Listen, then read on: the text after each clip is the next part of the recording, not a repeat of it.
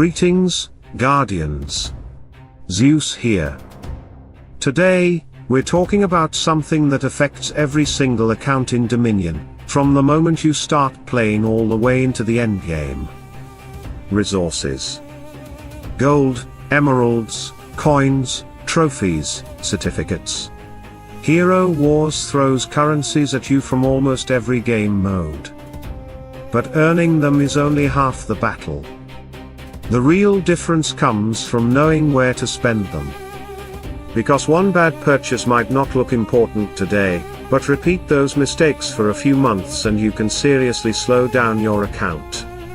If you are starting a new Hero Wars account, use my affiliate link in the description for 1000 emeralds, 255,000 gold, Orion, and 70 Orion soul stones. Then activate the code AIDEN or Olympus HW Orion within your first 10 days for an even stronger start.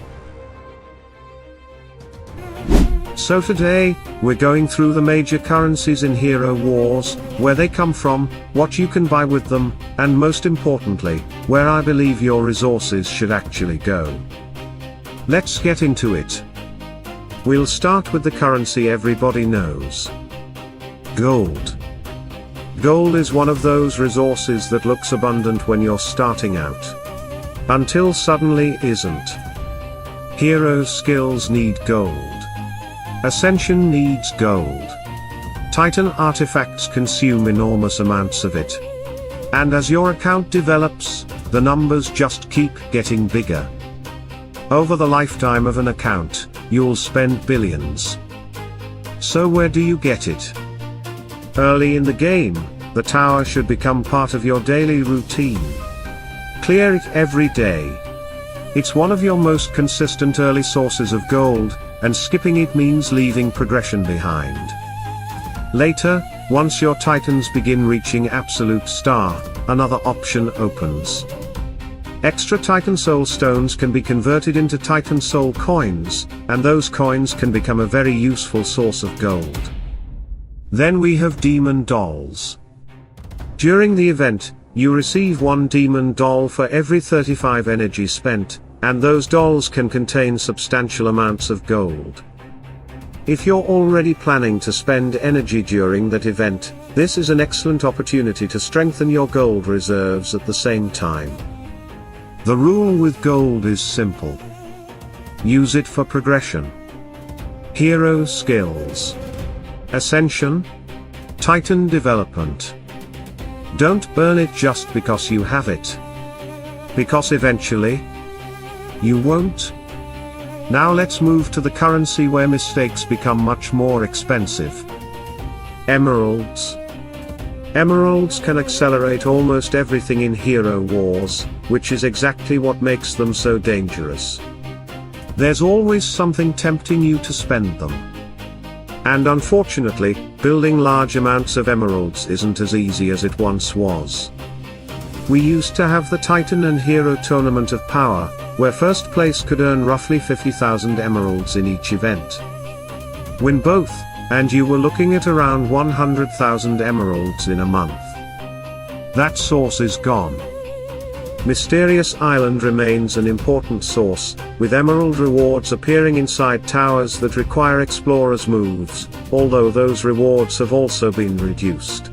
So today, arena rewards and events become even more important. And because emerald income is more limited, my number one rule is very simple. Save them. Don't spend emeralds because you're bored. Don't spend them because you're close to something. And definitely don't spend them because the game gives you a shiny button to press. Build a target first. And for me, that target starts with your totem. If you still don't have the totem you want, I would continue saving. Totems can require hundreds of thousands of emeralds, and they're far too important to sacrifice because you wanted some short-term progression somewhere else. Once that foundation is handled, Outland chests and artifact chests become much more interesting places to invest. But there's one place where I would be extremely careful. The Soul Atrium. Do not start throwing emeralds into the soul atrium because you're chasing one specific hero. It's incredibly easy to tell yourself, one more, then another, then another. But the grand prize isn't guaranteed to give you the exact hero you're chasing.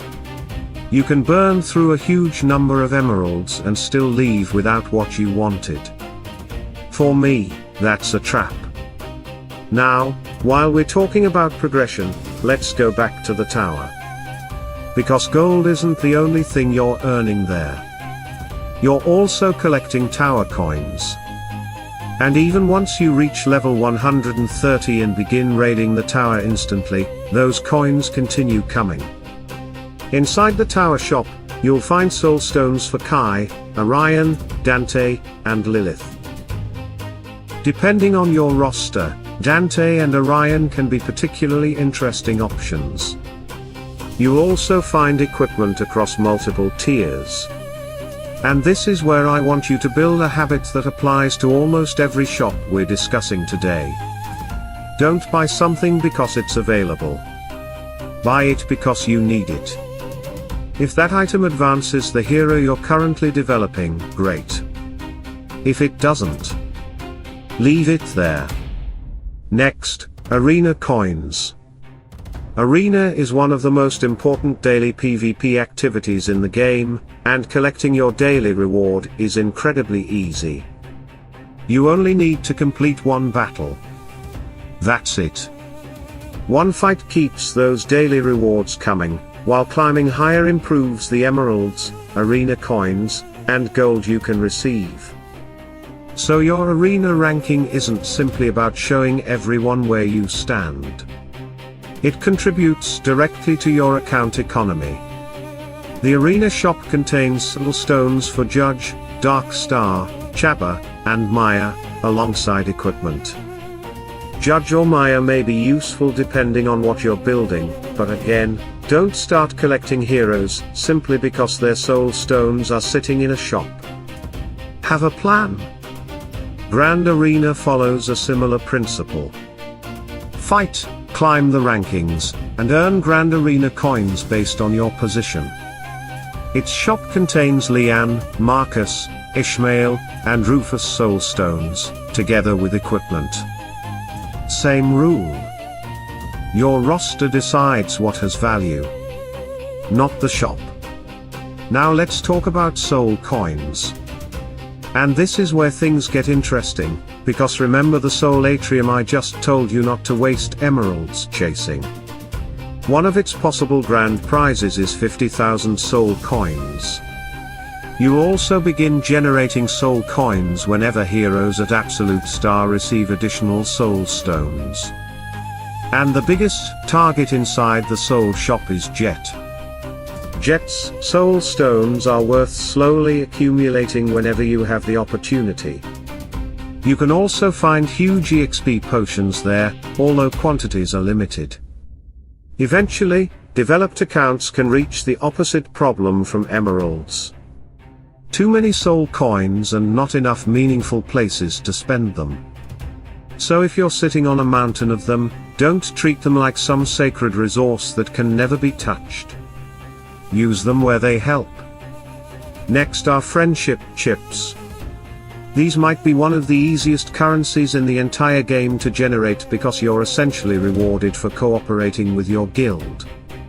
Sending friendship chips to a guildmate costs you nothing, and doing it rewards you with a 100 chip bonus. Then your guildmates can send chips back to you.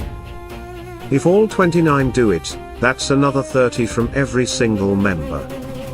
For such a simple daily action, that adds up very quickly.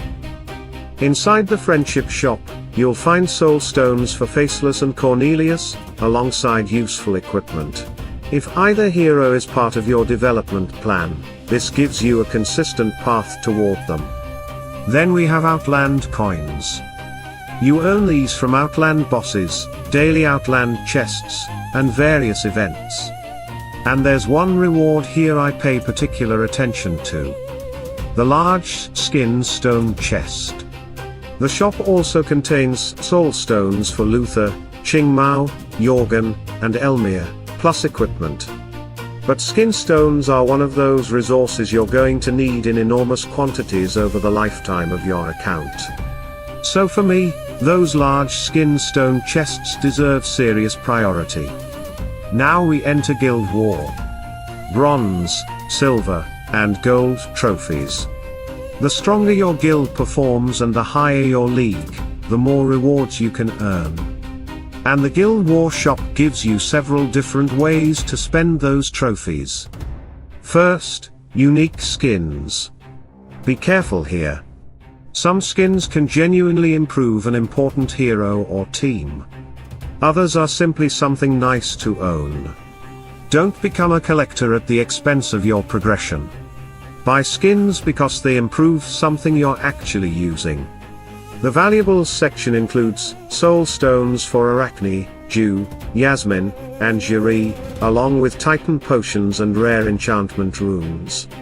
But remember that those heroes can also appear through systems like the Soul Atrium and Soul Chests. So before spending valuable Guild War currency on them, ask yourself whether you have another way to build them. Then you'll see the epic chest and legendary chest. The names make them sound fantastic. For me, they're not worth the trophies. And finally, there's the exchange. Gold trophies can become silver. Silver can become bronze. And bronze trophies can be used for Titan skin stones. Depending on where your account needs progression, that conversion can be much more useful than buying something flashy. Clash of Worlds has another trophy system entirely. You earn Clash of Worlds trophies through victories, league progression, and end-of-season rewards. Inside the shop, you'll find soulstone chests for Aiden, Kayla, Iris, and Amira. But there's another category I think deserves attention. Gifts of the Dominion. You can find them across uncommon, rare, epic, and legendary tiers, and those can provide genuine progression value. Then, of course, there are frames and avatars. They can look fantastic. They can make your profile look unique. And they give you exactly 0 additional power on the battlefield. So unless your account is already where you want it, get strong first. Look beautiful later. Now let's move over to Titan Valley, and the Tournament of Elements. Here you'll earn elemental tournament coins. And this shop is much easier to understand because its purpose is clear. Titans. You can purchase Titan artifact fragments and crowns, both contributing directly to Titan progression. If Titans are an important part of what you're developing, don't ignore this shop.